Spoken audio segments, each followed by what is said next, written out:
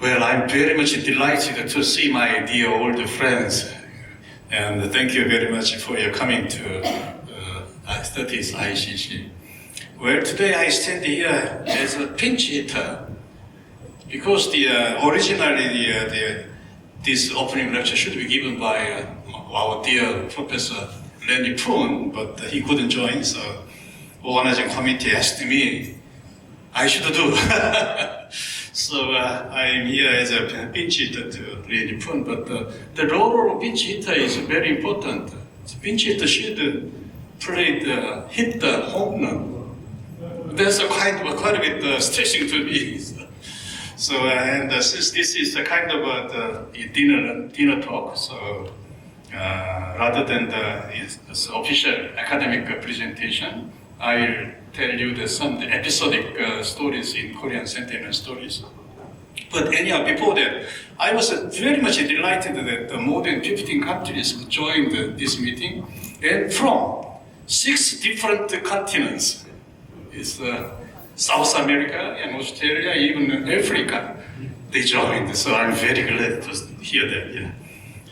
By the way, the purpose of Sentinel study is not just the extension of lifespan. It's most important thing is the vitality at the last moment. That's our real big question.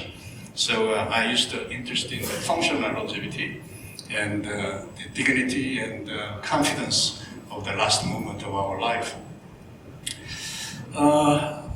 Early 2000, I organized the Korean Centenarian study groups. But at the time I was in Seoul National University, I asked many of the professors from different disciplines to join the Korean Centenarian study. So biologically, biochemistry, nutrition, genetic medicine, and many different clinical medicine teams, and ecologically, family studies and ecology studies, and the social aspect, statistics, economics, and the most important in our team, the anthropologists joined. So I was very glad to talk with anthropologists. They are totally different ideas from our regular scholars.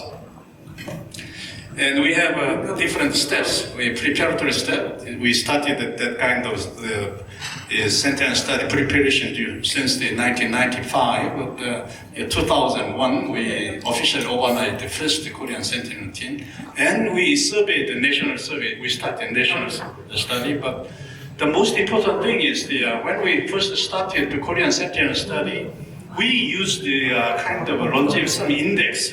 And we classified we have in Korea about 230 municipals. So longevity index, we compared all the municipals, and we ranked from top 1 to bottom 230. And top 30 is a longevity zone, and bottom 30 is a kind of short-lived zone. So we compared it.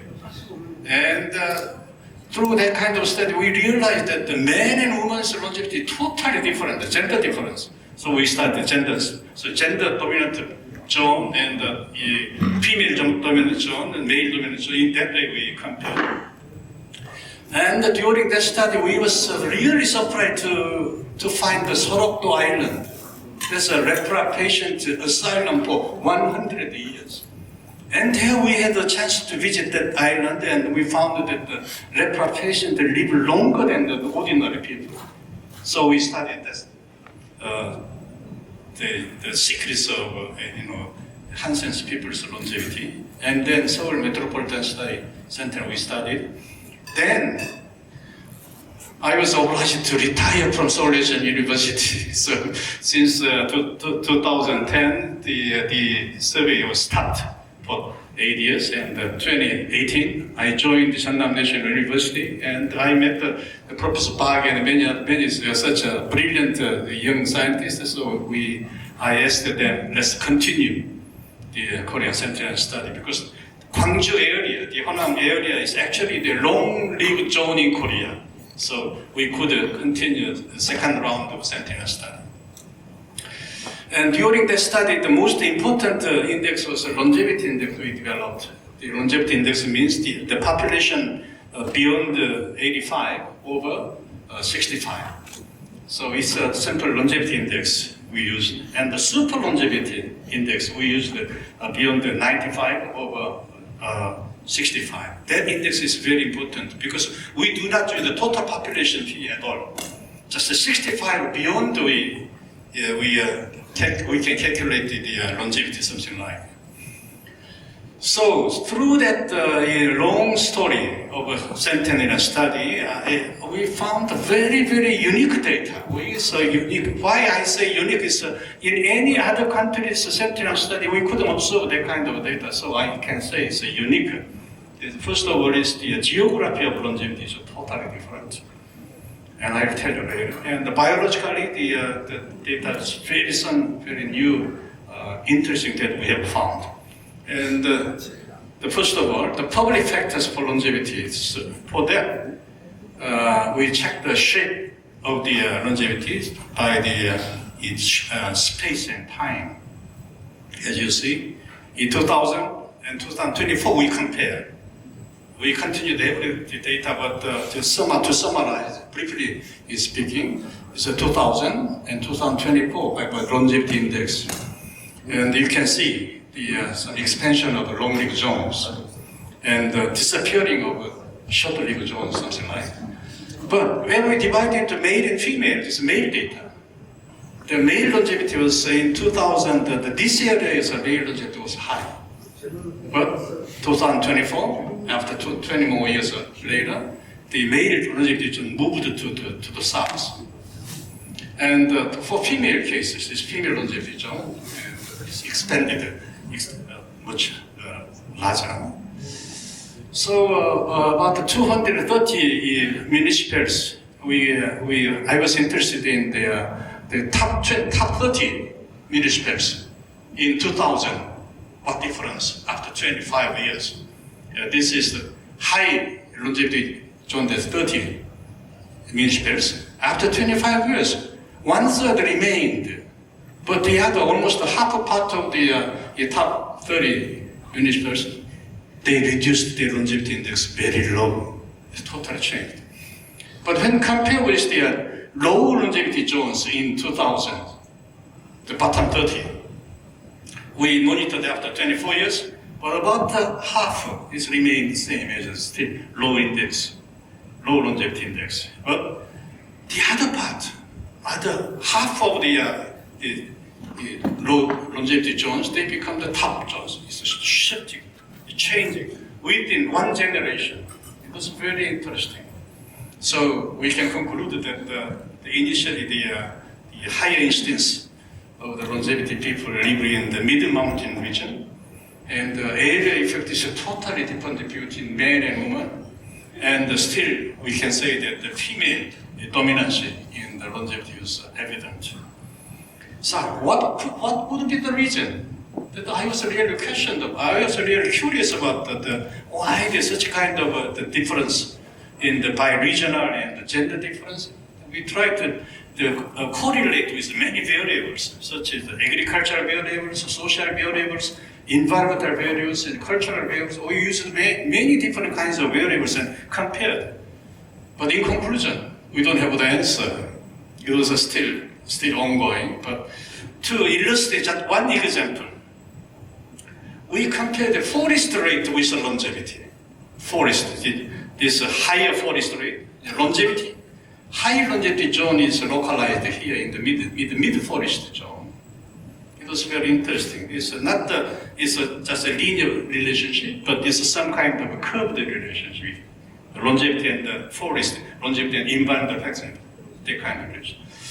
But we divided this data into male and female again. In female cases, that effect was still working. So in mid zone, the longevity was high. But for the male cases, there is no response. So the male case is totally different from the female longevity. So the male longevity is the reason is probably different. So at this moment, we can just assume that the female longevity is more sensitive to the sociological variables, but the male longevity is not responding to that. Rather than that, the male longevity probably related to some kind of cultural variables, we guess. So the structural lessons tells us that the relationship with the kind of all kinds of variables are not the linear, it's kind of a little bit curved. And the same environment is totally read differently by each sex, different. And sociological framing, we can say that it's not a single factor, there's multiple factors working together, so that the answer we don't have. So about the private factors for longevity research, in this case, we have to say genetics first.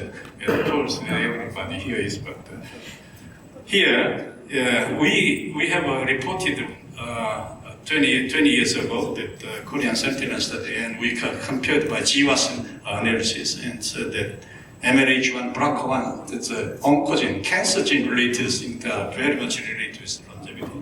And ApoE and ACE, the relationship is not strong as European data.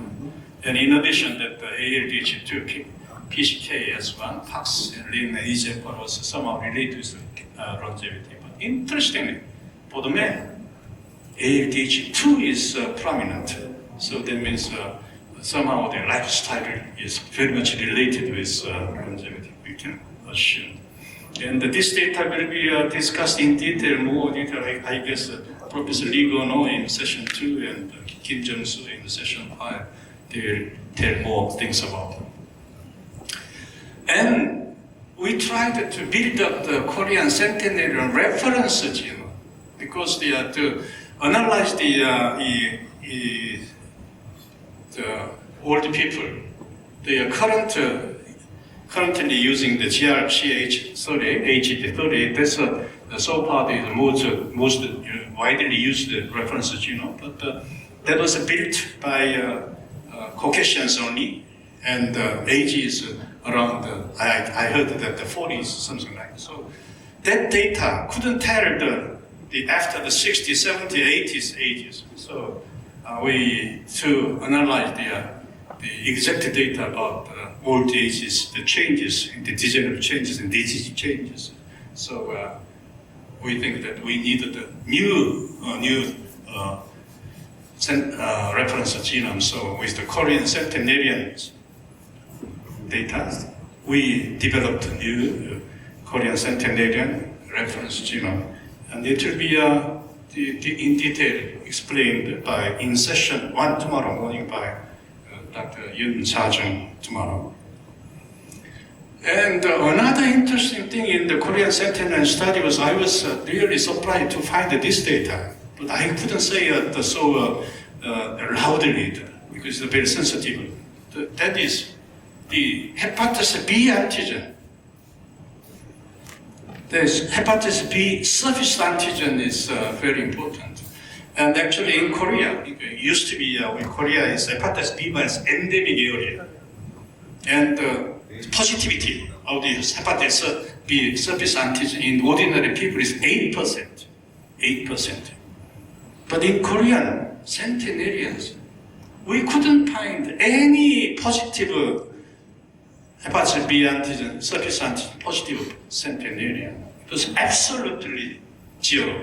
So it was very, very striking to us.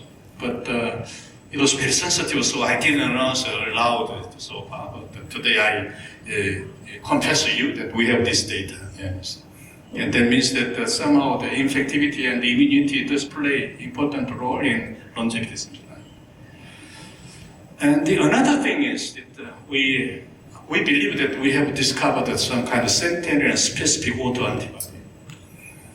In the search of the specific things, something special in the Korean centenarians, we tried to screen many things. And among them, one is, I have a very good colleague who is working on the immunity. And he has a fuzzy peptide display library. So with that fuzzy peptide display library, I asked him to search the centenarian serum and any antibody, centenarian specific antibody repertoire, I wanted to figure it out. But among millions of peptides, only 2 peptides are responding to centenarian sera. And actually with age dependently, in the young age it's about 2% positive. In the adult it's about 5% positive. But in centenarians, about 25% positive we discovered. And these two peptides, when we checked the original source with mass spectrophotometry or something like that, we found that it comes from the same molecule, same antigen. The same antigen. The antigen is RNA polymerase 2 subunit RPB1. We identified that is the most important centenarian specific autoimmune antibody. But almost 20 years ago we have discovered, but we didn't, we just reported in the paper, but we didn't emphasize that at all because we didn't know the significance of this antibody. We didn't know at that time. But recently there are many papers are coming out that this antibody is very important. This is actually clear that in the sera, is, the damage of the RPB polymerase is clearing, and also the overactive polymerase 2 is controlled. And more than that, is the damage associated molecular pattern is controlled by this antibody. And even they say that in Alzheimer's, this phosphorylated RPB1 is mislocalizing. Then is the cause of neurodegeneration, they say. But in centenarian, since because of this antibody, that is blocked. So we can say that this is not a simple autoimmune antibody. It is the protective immune surveillance system for the centenarians we have. So we think that that is a kind of our discovery. And another thing is the serendipity event I had. This event I have already reported many times in ICC meeting before, but that was very strange at the time because during in search of the centenarians, especially the most long-lived people we are looking for, and we search nationally.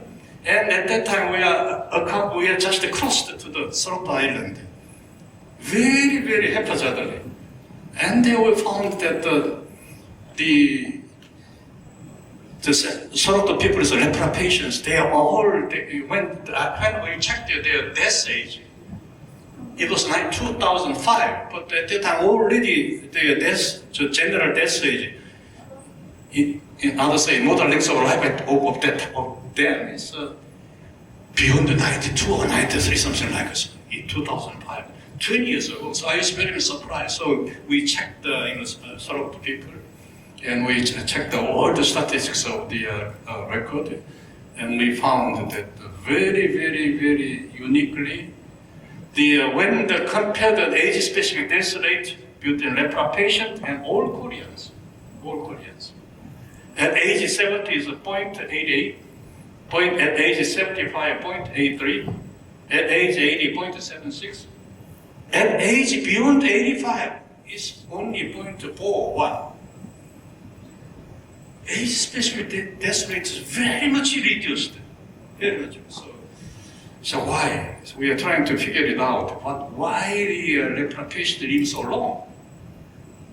And we checked everything, but the asylum is nationally government controlled strictly. So nutrition and the medical care and the social system is always cared and totally controlled by the government.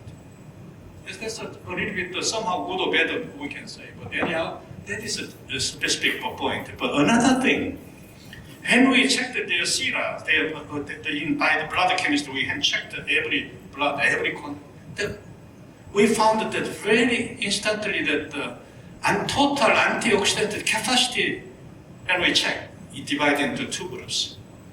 And one group, the high total antioxidant capacity group, they used the Depson, DDS, the lepra patient drug, for more than 30 years, 40 years. So we found that it's a very interesting thing. So we tried to check and analyze the effect of DDS. And when we check with the CLRs, the lifespan is extended more than 35%. And more than that, at 27 days of when it's a very old age, when we checked the movement, the control is very sluggish, but the DDS group is actively moving.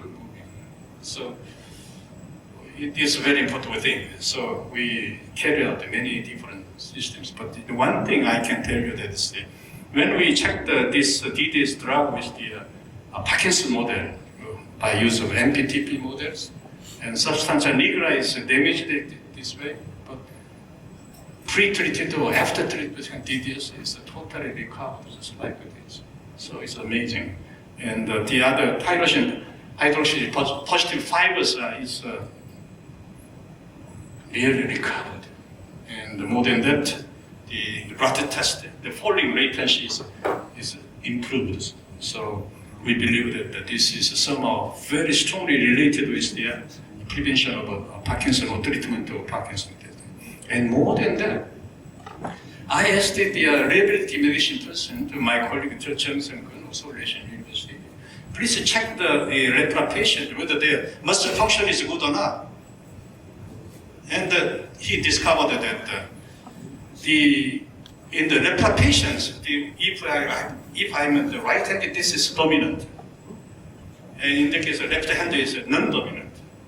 And when we check this dominant and non-dominant muscle compared and the muscle power compared, it was amazing that the dominant muscle is not much related, but the non-dominant muscles, the DDS used group is dramatically improved the muscle powers. So we think that this is another way that we can apply for prevention of sarcopenia, something like that. So this DDS is a good thing, I think. So it's true that it's a serendipity discovery, but we enjoy it very much. And another unique finding is Korean food. The reason is simple. Korean centenarians, what they eat, whether the Korean Korean foods are really good for the longevity or not, we have to question. So I raised several questions. The first, in Korea traditionally they eat major is the vegetable consumption, not the fruit consumption at all. But these days fruit is very consumed, but in old days fruit was very rare. This kind of discrepancy can work for longevity or not. And another thing is our traditionally Korean vegetables, we never use in the fresh style. Always we blanched style we used. So blanching would be good or not? That was another question.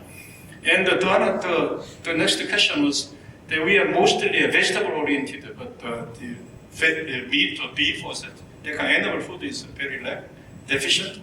But in that case, we can easily think that vitamin B12 is only come from the animal food. So the kind of imbalance of vitamins could be problem. And the centenarians are really, they are calorie restricted or not, that I really wanted to check. And to solve the questions, we carried out several experiments that we compared antioxidant capacity and anti-mutagen capacity between vegetables and fruits. But the vegetables, both are very active. But in the fruits, antioxidant capacity is very high, but the anti-mutagenic activity is negligible. The anti-mutagenic activity of the fruits are only in the peel, but we usually cut it out the peels. So when we eat the fruits, we don't take the anti-mutagenic activity.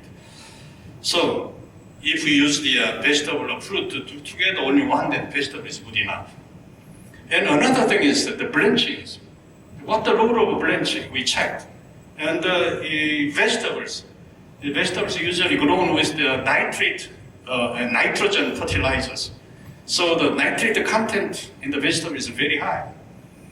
But the nitrate becomes to nitrite, and nitrite makes a strong carcinogen nitrosamine in our body. So the nitrate content is very concerned. We concern the nitrate content, so in the vegetables. So the vegetables, the less nitrate would be better. But simple blanching, just 1 minute at degrees of 80 degrees or something like that, the nitrate content reduced just half. So that means it is really wonderful to get rid of nitrate content. And another thing is the heat labile vitamin C. They say that many people worry about heat labeled nutrients. And so because of that, they emphasize the importance of fresh vegetables.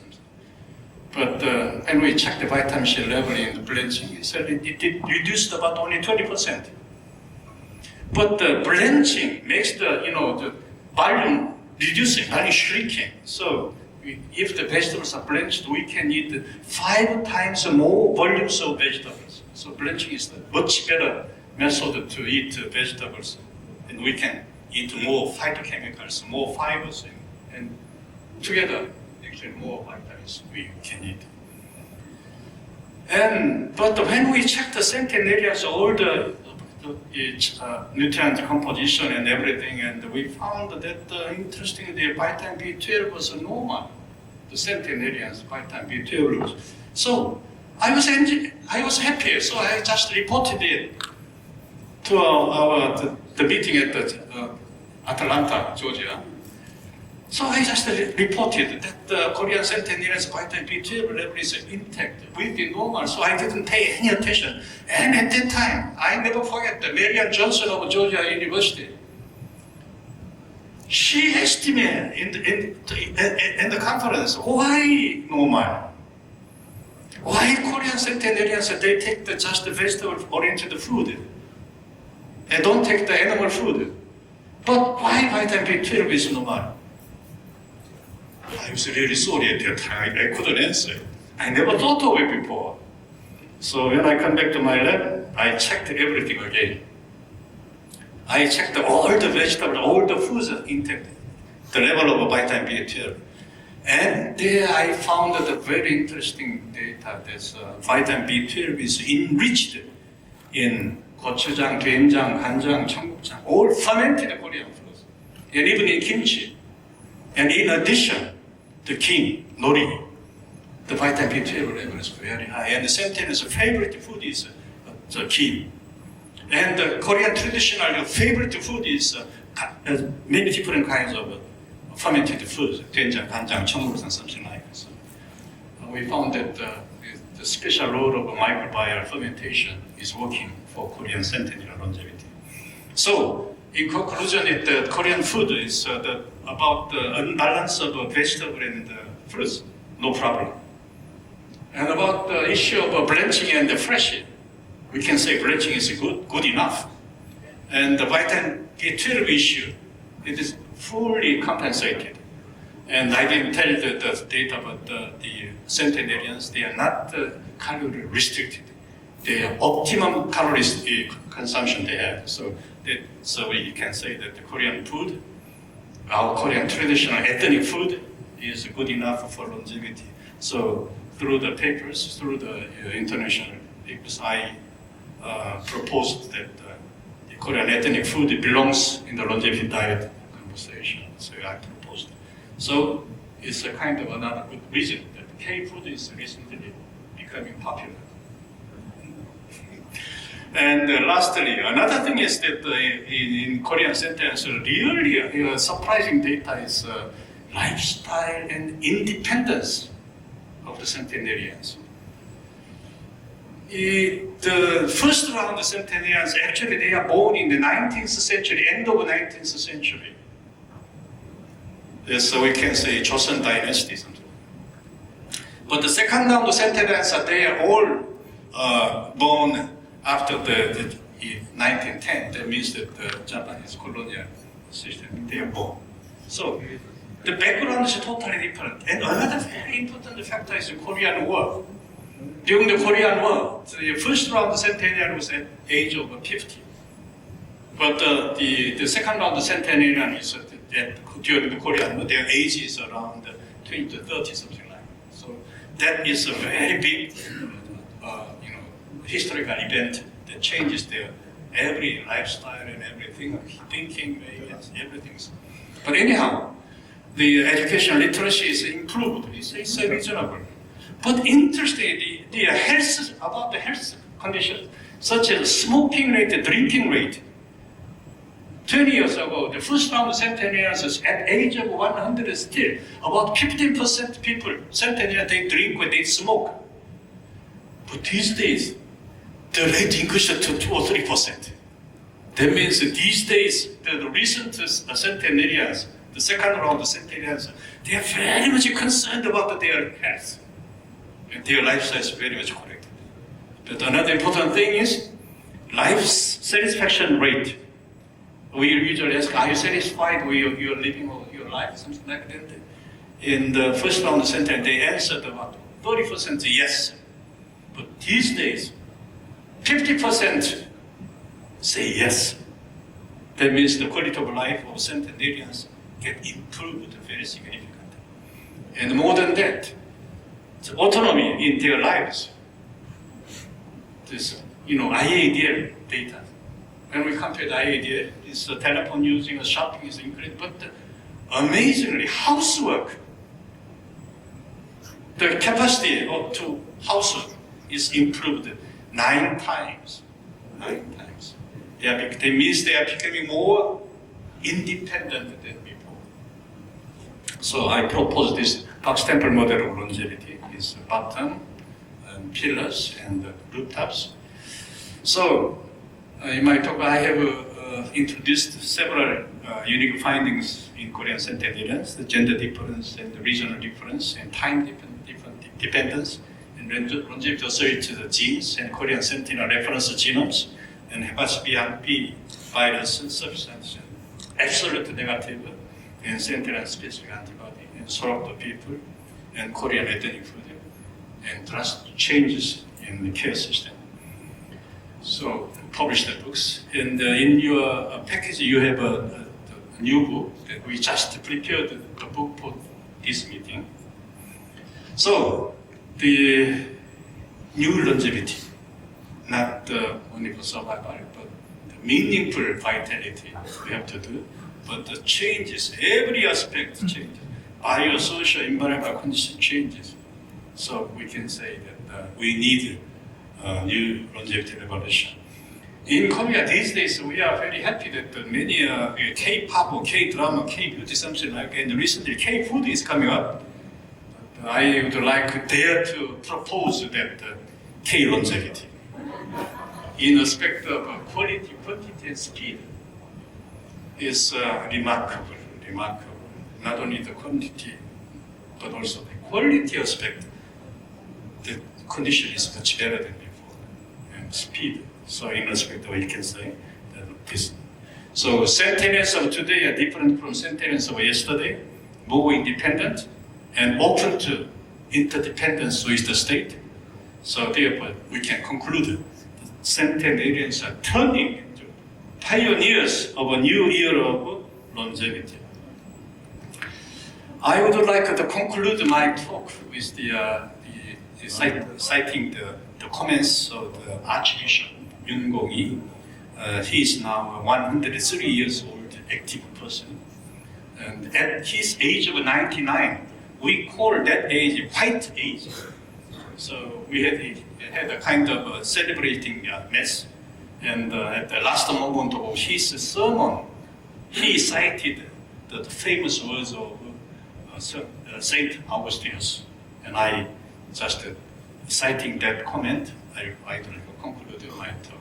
Resting our past in his mercy, living our today in his love,